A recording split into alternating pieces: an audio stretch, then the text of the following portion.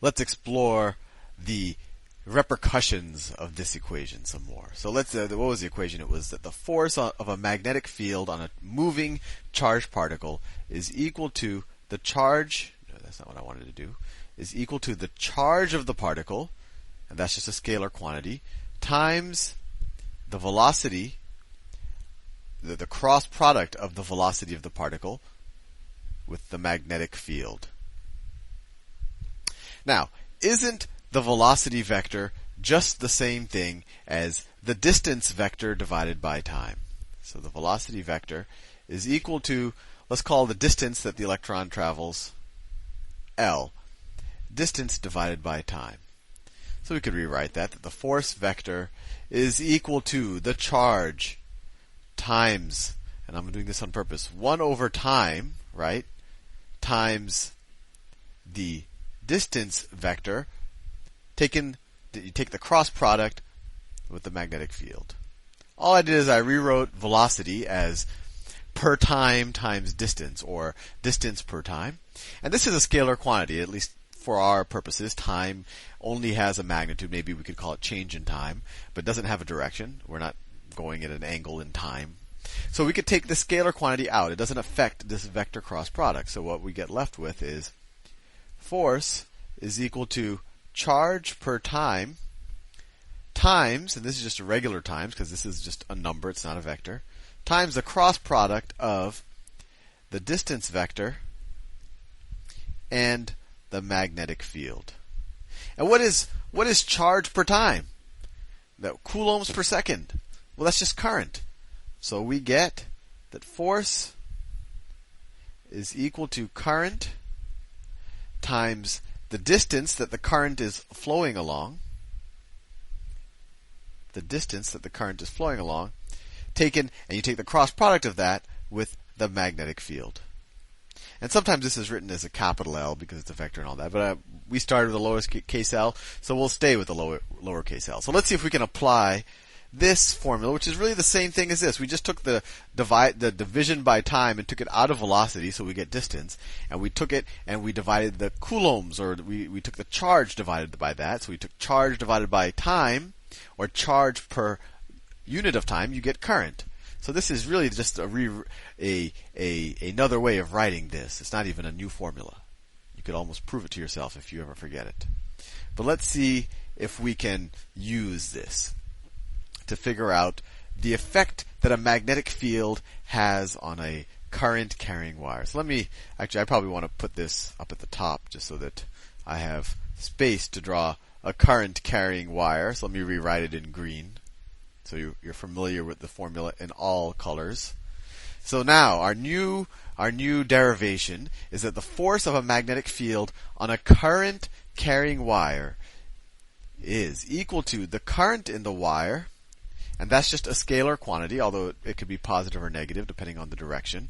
Or, well, current is always a positive number, but if this current is going in the opposite direction as our distance vector, then it might be negative. But actually, I wouldn't worry about that for now. Let's just assume this is a current in the direction of the distance vector. So it's a scalar quantity, current, times our distance vector, L, or maybe the length of the conductor. And you take the cross product of L with the magnetic field vector. So let's see if we can apply that. Let's say that we have a wire. Actually, let's do the magnetic field first, because that's interesting. Let's say the magnetic field. I've been doing a lot of magnetic fields that pop out of the screen. Let's do a magnetic field that goes into the screen, and those are even easier to draw. They're just x's, right? Now, why is it an x? Because you're looking at the rear end of an arrow. That's why it's an x, and that's why a circle with a dot means a field or a vector coming out of the window. Because if an arrow was shot at you, all you would see is the tip of the arrow, with maybe a little circle around it. But anyway, this shows us a vector going into the screen. So this is our magnetic field. That is B. I don't know, let's assign some value. Let's say that the magnitude of B is equal to 1 Tesla. 1 Tesla.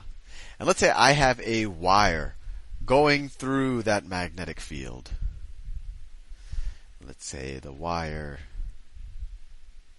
The wire is going along, or it's in the plane of your computer monitor. So this is, let me just draw a wire going through the magnetic field. And my question to you, let me tell you a little bit of information about this wire. Let's say the wire is carrying a current. So I is going in that direction. And it is carrying a current of, I don't know, I'm just making up numbers, 5 amperes or 5 coulombs per second. Now my question to you is, what is the net force of this magnetic field on a section of this wire? And let's make this section of the wire, I don't know, let's say it's a 2-meter section of wire. It's a 2-meter section of wire. So obviously the more wire you have, the more charged moving particles you'll have. So the larger a section you have, the more of a force you'll have on that longer piece of wire. So we have to kind of pick our length. So we want to know, what is the force of the magnetic field on this section of wire? From here to here. So let's just go to this formula. The force is equal to the current, so that's 5 amperes. And remember, just from what we learned about electricity, the current is the direction that notional positive charges would travel in, and that suits us fine, because when we did the first equation, we cared about the direction a positive charge would go in, and if it was an electron or a negative charge, we'd put a negative sign there. So that works fine. But if you ever have to visualize things as they maybe are in reality, but when you talk about electrons, it's hard to say that they really are reality, because they're almost more an idea than an object. But it's always good to remember that when the current is flowing in this direction, that would be true, because if they were positive charges moving, but we know it's negative charges moving in the opposite direction. Or you could think of it as maybe, holes. Well, I don't want to get into that. But anyway, the current, you can visualize it if you like as positive charges going in this direction. So the current is going this direction. So you could view this distance vector that we care about. Its magnitude is 2 meters, right? Because that's the length of wire in question. And its direction is the direction of the current. This is L. Sometimes I get a little carried away on tangents. So that is L. It's 2 meters in that direction. I is 5 amperes, and we already figured out that the magnetic field is 1 Tesla. So what's this going to be equal to? So the force is going to be equal to, we're using all SI units, so we don't have to convert anything, 5 amperes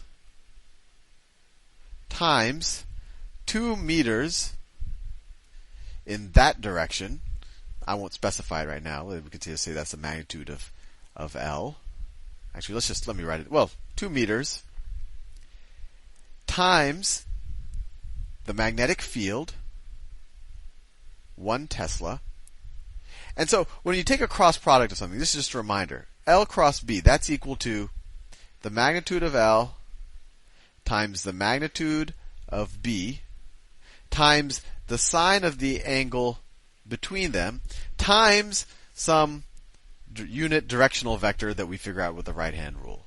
So we already did the magnitude of the distance vector. That was 2 meters. We did the magnitude of the magnetic field. And what's the sine of the angle between them?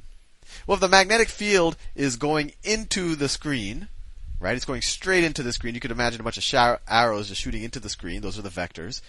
While our distance vector, or this L, is in the screen, they actually are perpendicular in 3 dimensions. So this angle is 90 degrees. So this actually just becomes 1. So in terms of the magnitude, we're done. The L cross B magnitude is 2 times 1 Tesla. And then we multiply that times the current. And then we actually have the magnitude of the force. The magnitude of this force is going to be equal to 5 amperes times 2 meters times 1 Tesla, which is equal to 10 newtons. And then the only question left is, what is the direction of the force that the magnetic field is exerting? And this is where we break out the right-hand rule. And it's no different. You could just imagine one of the positive particles moving in that direction and just use the right-hand rule. So let's take our hand out. And let me draw a right hand. So if this is my right hand, if I have my thumb sticking out like that. So the L is going to be my index finger, the first thing in the cross product. And then the B is the magnetic field that's going into the screen. So you can't see it. All you can take my word for it is that my middle finger is pointed downwards into the screen, and then my other fingers are just doing something else. And there you have it. Your thumb is actually the direction of the force, right? Your index finger is the direction of, you could either say, well, we'll say L for these purposes. And then the magnetic field is going into it, so you can't see my middle finger, but it's pointing downwards. I could draw a little X there to show it's going downwards. And then the force is what my thumb is doing. So the force on this wire, or at least on that section of wire, is going to be perpendicular to the direction of the current. In that direction is going to be a 10 Newton force. Anyway, I've run out of time.